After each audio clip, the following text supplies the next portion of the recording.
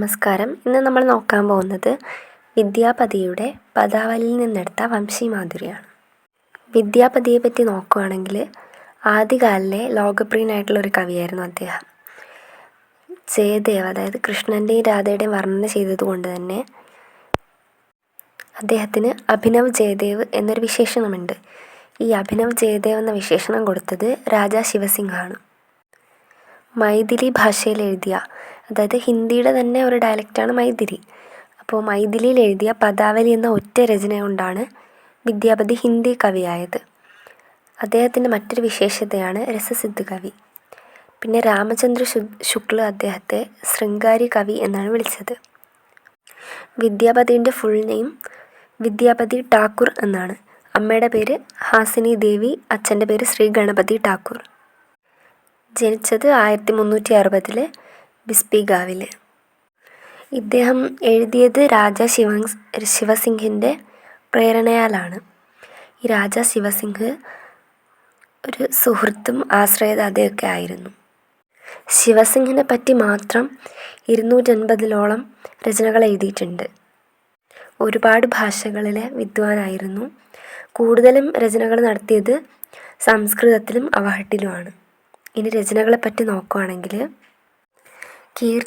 കീർത്തിലത, കീർത്തി പതാക എന്നീ രചനകൾ അവഹട്ടിൽ, അതായത് അപഭ്രംശി എന്നുള്ളൊരു ഭാഷയാണ് അവഹട്ടിലാണ് എഴുതിയത്.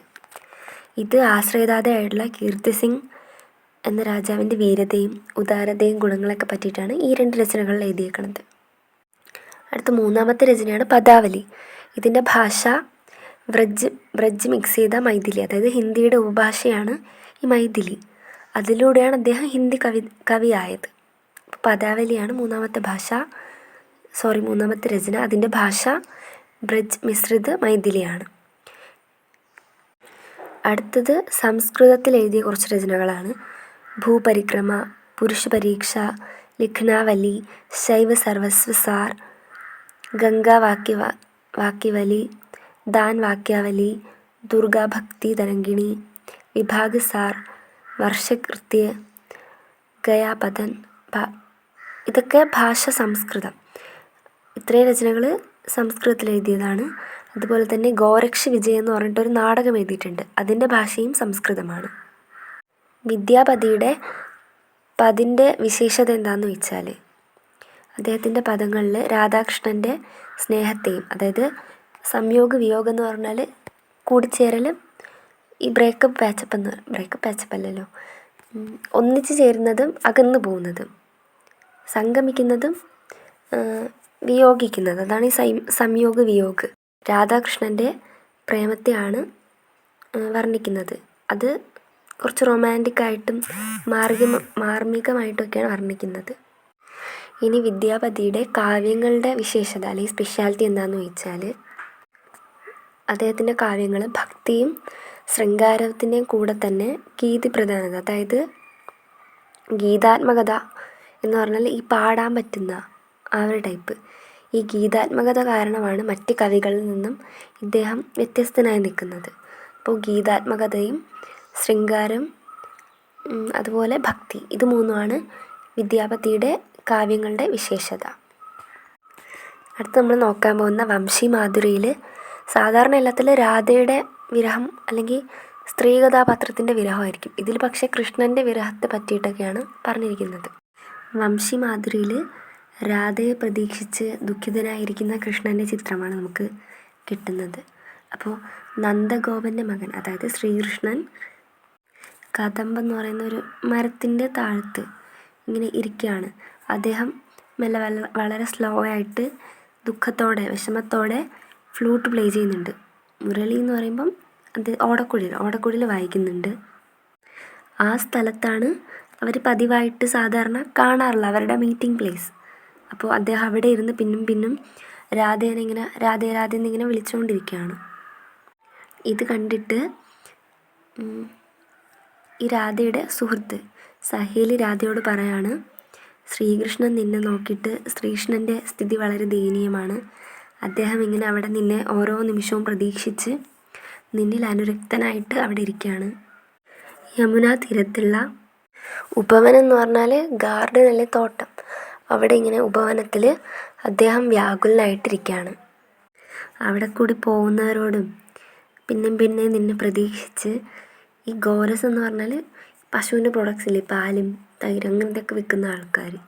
അപ്പോൾ ഓരോ സ്ത്രീകളുടെ കൂട്ടത്തോടും എല്ലാവരോടും ഇങ്ങനെ പോകുന്നവരോടൊക്കെ ചോദിക്കുന്നുണ്ട് രാധയെപ്പറ്റി. പിന്നെ സഹേലി പറയാണ്, രാധേ നീ ബുദ്ധിയുള്ളവളാണ്, അല്ലെങ്കിൽ നീ വളരെ ബുദ്ധിശാലിയാണ്, അതുപോലെ ശ്രീകൃഷ്ണനും ബുദ്ധിയുള്ളവനാണ്. നിനക്കതുകൊണ്ട് തന്നെ ശ്രീകൃഷ്ണൻ്റെ ആ ഒരു കണ്ടീഷൻ മനസ്സിലാവും. നിങ്ങൾക്ക് 2 പേർക്കും പരസ്പരം സ്നേഹമുണ്ട്. അതുകൊണ്ട് ദയവ് ചെയ്ത് ഞാൻ പറയുന്നത് കേൾക്കൂ.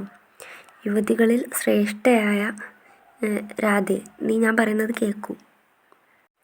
ശ്രീകൃഷ്ണൻ്റെ അടുത്ത് പോയിട്ട് അദ്ദേഹത്തെ വന്ദിക്കൂ, അല്ലെങ്കിൽ അദ്ദേഹത്തോട് സംസാരിക്കൂ, ശ്രീകൃഷ്ണൻ്റെ അടുത്തേക്ക് പോകൂ എന്നാണ് ഇവിടെ ഈ സഹേലി പറയുന്നത്. ഈ സഹേലി അല്ലെങ്കിൽ ഈ ഫ്രണ്ട്, രാധയുടെ ഫ്രണ്ട് പറയുന്നത് കേട്ടിട്ട് വിദ്യാപതിക്കും നന്നായിട്ട് തോന്നും. അപ്പോൾ വിദ്യാപതിയും രാധയോട് പറയാണ്, ശ്രീകൃഷ്ണൻ്റെ അടുത്ത് പോകൂ, ശ്രീകൃഷ്ണനുമായിട്ട് നിൻ്റെ സ്നേഹം പങ്കുവയ്ക്കൂ, അല്ലെങ്കിൽ അവനെ സന്തോഷിപ്പിക്കൂ, വന്ദിക്കൂ എന്ന്. അടുത്ത് രാധാക്ക് വന്ദന. ഇവിടെ രാധയുടെ രൂപസൗന്ദര്യമാണ് അടുത്ത ഇതിൽ പറയുന്നത്. കവി പറയാണ്, എല്ലാവരും നോക്കൂ, രാധയുടെ സൗന്ദര്യം, രൂപം എത്ര അപാരമാണ്. ഈ അപാരം എന്നൊക്കെ പറഞ്ഞാൽ ഏറ്റവും ടോപ്പ് എന്നൊക്കെ പറയത്തില്ലേ, ഒരു ലിമിറ്റേഷൻ ഇല്ലാത്ത അത്രയ്ക്കും അപാരമാണ് രാധയുടെ രൂപസൗന്ദര്യം. ബ്രഹ്മാവ് രാധയെ അപൂർവ സൗന്ദര്യത്തോടു കൂടെയാണ് സൃഷ്ടിച്ചത്, അല്ലെങ്കിൽ അതിഭയങ്കരമായിട്ടുള്ള ശോഭയോടെയാണ് ബ്രഹ്മാവ് രാധയെ സൃഷ്ടിച്ചത്.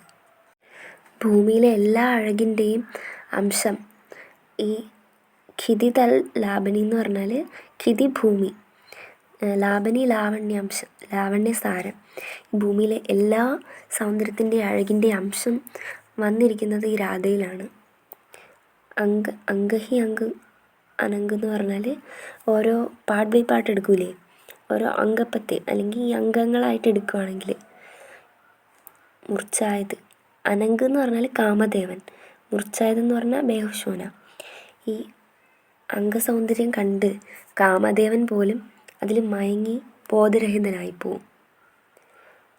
അടുത്ത വരിയിൽ രാധയുടെ ഈ സൗന്ദര്യം കണ്ടിട്ട് കാമദേവൻ പോലും അധീരനായി പോകുന്നു, ധൈര്യം നശിച്ചു പോയി, ക്ഷീണിതനായി ഈ സൗന്ദര്യത്തിന് മുന്നിൽ.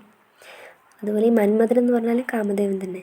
അങ്ങനെ ഈ കാമദേവൻ സർവ്വ ജീവജാലങ്ങളെ അല്ലെങ്കിൽ മനുഷ്യൻ്റെയും ആരുടെയും മനസ്സിനെ മതിക്കുന്നവനാണ് ഈ മന്മഥൻ, അതായത് കാമദേവൻ. ആരുടെയും മനസ്സിനെ ചഞ്ചലപ്പെടുത്തുന്നവനായിട്ടുള്ള ഈ കാമദേവൻ, അത്രയും കണ്ണിങ് ആയിട്ടുള്ള, അത്രയും പവർഫുള്ളായിട്ടുള്ള കാമദേവൻ പോലും ഈ രാധയുടെ സൗന്ദര്യം കണ്ട് അതിൽ ചഞ്ചലപ്പെട്ട് വീണു പോവാണ്. ഈ ലക്ഷ്മി എന്ന് പറയുമ്പം സൗന്ദര്യത്തിൻ്റെയൊക്കെ പ്രതീകമല്ലേ. അപ്പം എത്രയോ ലക്ഷ്മിമാർ, അല്ലെങ്കിൽ ഒരുപാട് ലക്ഷ്മിമാർ, അതായത് അപ്സരസുകൾ, സുന്ദരിമാർ, ഒരുപാട് സുന്ദരിമാർ പോലും രാധയുടെ താമരപ്പൂ പോലത്തെ കാലുകളെ അതിങ്ങനെ നിലത്ത് തട്ടി പൊടിയൊന്നും ആവാണ്ടിരിക്കാൻ വേണ്ടിയിട്ട്, രാധയുടെ സൗന്ദര്യം നോക്കി അത് നഷ്ടപ്പെട്ടു പോകാതിരിക്കാനായിട്ട് മനസ്സിലാഗ്രഹിക്കുകയാണ് രാധയുടെ താമര പോലത്തെ പാദങ്ങൾ രാവും പകലും അവരുടെ മടിയിൽ വെച്ച് സംരക്ഷിക്കണം എന്ന്. അടുത്തത് നഖശിഖ്. ഈ നഖശിഖ് എന്ന് പറയുന്നത് ഈ മൊത്തത്തിൽ ഹെഡ് ടു ലെഗ് എന്നൊക്കെ പറയില്ലേ, അടിമുതൽ മുടി വരെ എന്നൊക്കെ പറയില്ലേ, അങ്ങനെ വർണ്ണിക്കുന്നതിനാണ് ഈ നഖശിഖ് എന്ന് പറയുന്നത്. അപ്പം ആദ്യം പറയുന്നത് തന്നെ ഇതിലും രാധയുടെ രൂപസൗന്ദര്യവും ഫുൾ ആ ഒരു സൗന്ദര്യത്തെ പറ്റിയാണ് പറയണത്.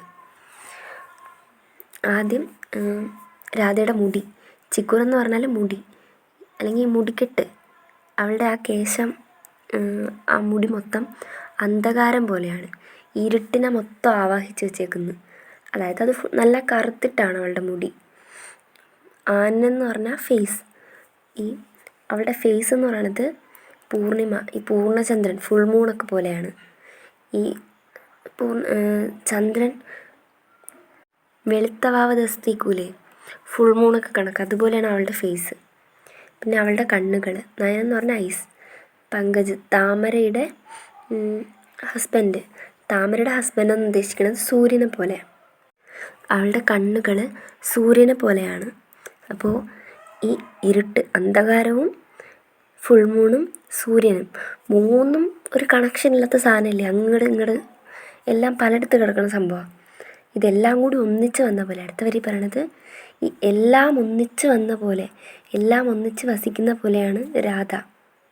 ഭയങ്കര ഡിഫറെൻ്റാണ്, എന്ന് വെച്ചാൽ വളരെ സ്പെഷ്യലാണെന്നൊക്കെ പറയത്തില്ലേ, അതുപോലെ ഈ അന്ധകാരവും പൂർണ്ണചന്ദ്രനും സൂര്യനും എല്ലാം കൂടി ഒന്നിച്ച് വന്ന് വസിച്ചതുപോലെയാണ് രാധ. എന്നിട്ട് കവി പറയാണ്, ഞാൻ അവളെങ്ങനെ കണ്ടു, അതിസുന്ദരിയായ രാധയെ ഞാനിന്ന് കണ്ടിരിക്കുകയാണ്. എന്നിട്ട് സൂത്രശാലിയായ, ചാലകൻ എന്ന് പറഞ്ഞാൽ സൂത്രശാലിയായ, മയൻ എന്ന് പറഞ്ഞാൽ കാമദേവൻ. ഈ സൂത്രശാലിയായ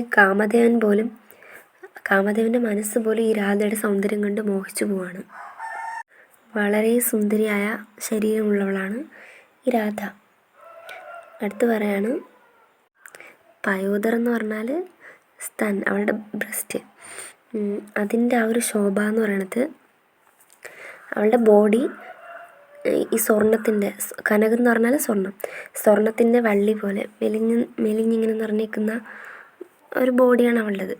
അവിടെ ഇങ്ങനെ 2 ഫലങ്ങൾ പോലെ, ഫ്രൂട്ട്സ് പോലെ, വീഴാനായി നിൽക്കുന്ന 2 ഫ്രൂട്ട്സ് പോലെ ആണ് അവളുടെ പയോധർ.